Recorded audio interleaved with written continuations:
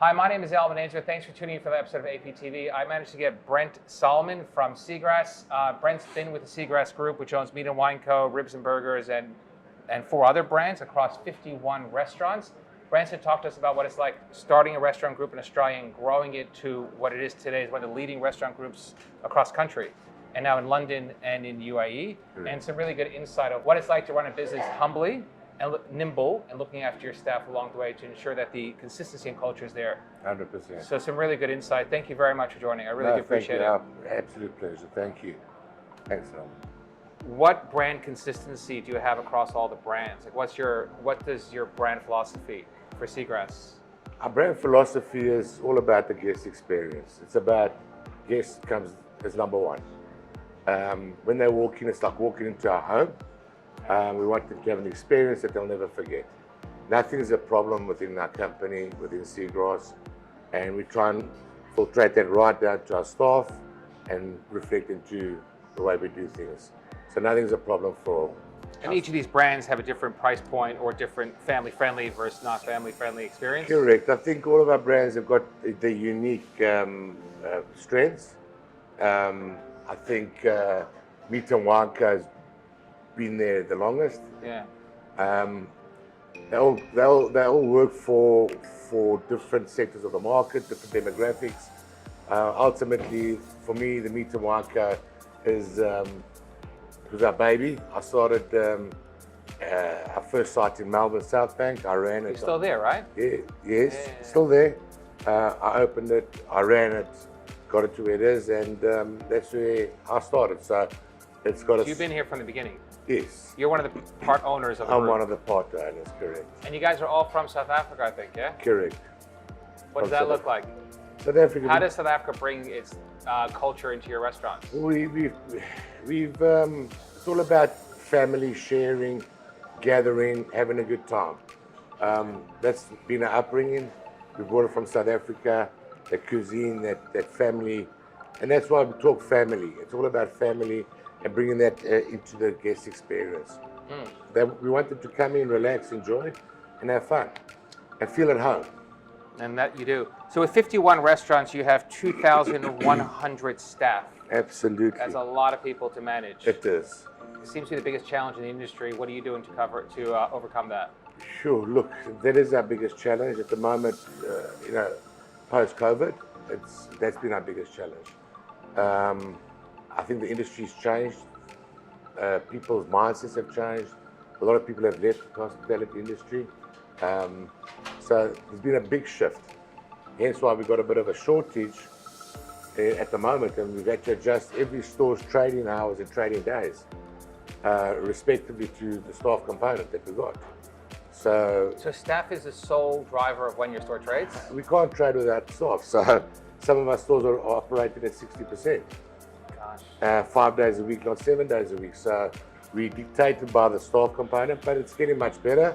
There is, we're optimistic about what we're seeing. So from where we were to where it is now, much better, and it's getting better. Do you expect this to not be your biggest problem next year? We're hoping that it isn't. I think it has changed, but I don't think it'll ever be where it was. There was also the international students and travelers that we relied quite a lot on. And I think we can understand how when COVID came, that was like a vacuum, and we felt it big time. So that's starting to claw back at the moment. Of your brands, which is your favorite? Where do you go for your anniversary? Oh, that's a hard one. I think Meat and Wine Co, only because, South Bank though? South Bank. I think because it's got a special part in my heart, Having run it and started it, and so South Bank is Meat and Wine Co, South Bank. So Seagrass has 6 restaurants overseas in London and UAE. Correct. How did that come to happen, and why those 2 countries? Well, we've got a management team over there. Your own team? Well, yes. Yes, our own team. Yeah. They've been with the company a long time. They're partners with us. So we've got that infrastructure there, both in UK and UAE. And I think in both regions, it's quite prevalent that the hospitality industry and fine dining and the food business is really it's a place to be. Yeah. It's a market to be. The Is it UAE. easier to do business in the UK or in Australia? I think they're very similar. UK is not easy, but that's why we got the local partner. And I think having the infrastructure that Seagrass has, from marketing to finance to training, operations, we've got a good support system. So that's what makes it a lot easier for us to grow internationally. But the key is to have the partners in those regions. You'd have endless systems and processes to run all these restaurants. 100%. That's Nothing's ad hoc. No. Right. Okay. Obviously, we would adapt the system to the region or the state, or we would adapt the system that we have in place to suit that region.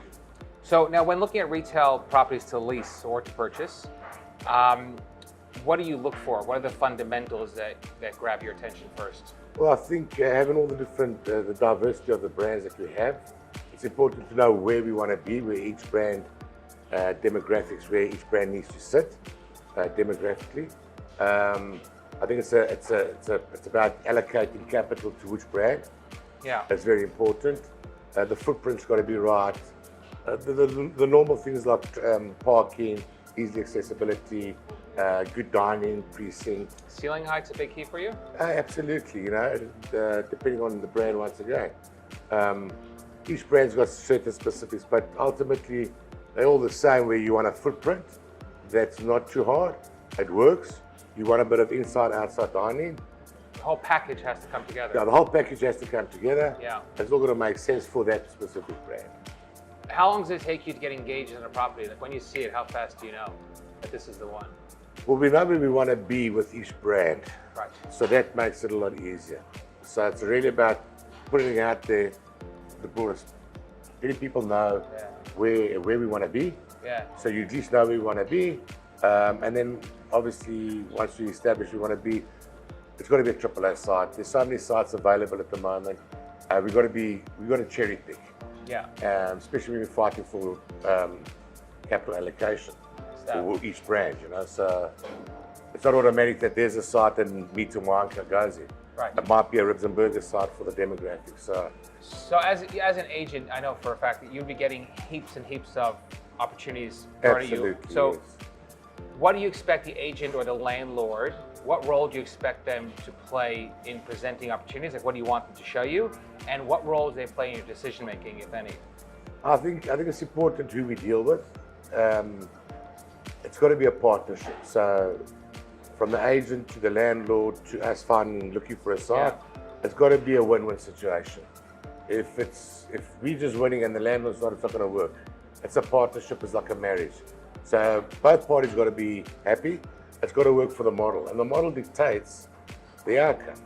So it could be a great site, and if the commercials don't make sense and don't stack up, well, not going to be successful. So it's important that we have the right rental deals, the right Cat 1 services and contributions, and we're going to have enough in it for the landlord and for us to make money. Do you have any current requirements right now in Victoria for all these brands? Yeah, well, look, Sydney's going very well. Perth is on the growth; it's doing well as well. We've opened up Canberra and Adelaide. We want to press Queensland, Brisbane area, Gold Coast, more stores in Melbourne as well. Really? Yeah, I think. Which brands? I think that comes down to site specific. We do know how many brands we want and where we want them. There's not much more room for more meat and wine, because maybe another one. What's the best way to negotiate with you? Like when you negotiate with yourself, how do you do it? Well, I think we just keep the main thing the main thing. What is the main thing?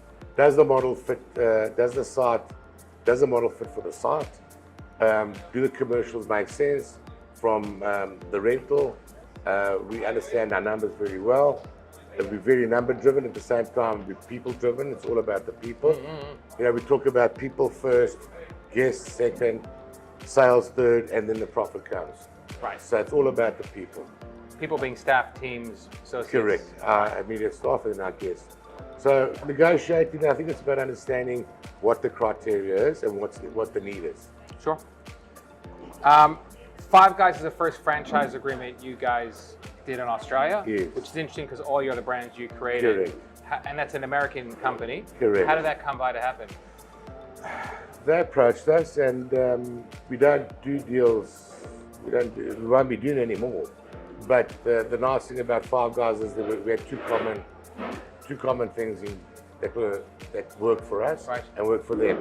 They're both family owned, Okay. privately and family owned, and the second thing is the culture.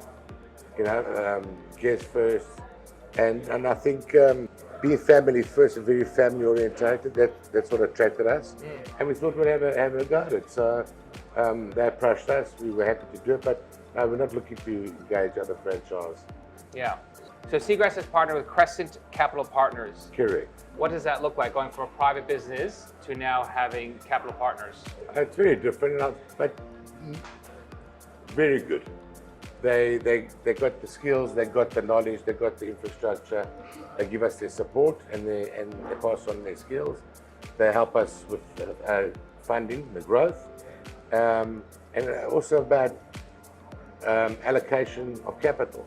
Where it goes is very important. So all your brands compete for the same capital? All compete, correct. So that's one thing that they brought on board. That, hey guys, be mindful of, you've got so many different brands. They got to fight for the capital. Right. Nobody just gets it. To me, you just get it. Why do you want it? Tell us the reasons. How's the return on investment? So it's been very good, It's an incredible journey and story you guys had. When did you start in Australia? What was your first store open? 2003 in Darling Harbour. Oh, in Sydney, that was In your Sydney, first. yeah. I always thought South Bank was your first one. No, my partner Brent, he's the founder Yes. of the company. He took over Darling Harbour. Took over an existing restaurant? Yes, and converted it to me to my company by the IMAX Theatre. Yeah. That's where he started. And then I was in Melbourne and we opened up South Bank. Wow. And Brent and I joined together and we worked together along with the whole team. Done a phenomenal job. And it's all about the people, Yeah. So you've been around a long time. You've done a lot of business in different areas. Yeah. What would your advice be to any younger people coming up now in hospitality? I think the biggest thing that I've learned is coming through the ranks, understanding what it's like to run one restaurant and getting it right, and understand all components within the restaurant holistically, front of house, back of house. You don't have to be a chef, but you've got to understand your business. And then when you get that right, my advice would be to expand your horizons and go 2 sites, 3 sites, and look after multiple sites. And not everybody is good at looking after multiple sites. And then when you get that right, then you start looking at multiple brands. And then you start looking at local and international. So I think it's a big challenge, but if I can say, start off over there, been in the business 30 plus years and still humble, still learning, still keen to learn and be learning every day. So I think what's important is just to understand that coming through the ranks is only going to add value to where you want to be. I mean, being a wine co firsthand, knowing the brand for as long as I've been working in real estate, the one word that comes to mind is consistency. Correct. I think that's what it's all about. It's important for our guests to know that they can come to us every time and know that what the experience is going to be consistent. And I think we're not going to get it right all the time. And when we don't get it right, it's how we handle the problem. So it's all about the attitude and how you handle. Things are going to go wrong in this business. We manage you from the gate to the plate. So how much can go wrong from the gate to the plate? Everything can go right. And if it sits in the past a minute too long, you got cold food. So all of that just falls down. So it's important to manage it. And that's why it's important to have the right people on board and have the right team and have the right culture. And we drive our culture. We're very culture driven. And we've got to lead by example to our staff. But we're also going to make sure we look after them and they're happy. Because when they're happy and they're having fun, the rest comes, as I keep saying. But if they're coming here just saying it's just a job, then you pick it up. Yeah. So yeah, it's a challenging business, managing from gate to plate. Hospitality is one of the toughest out there, and you guys do it well. Very tough. No, thank you.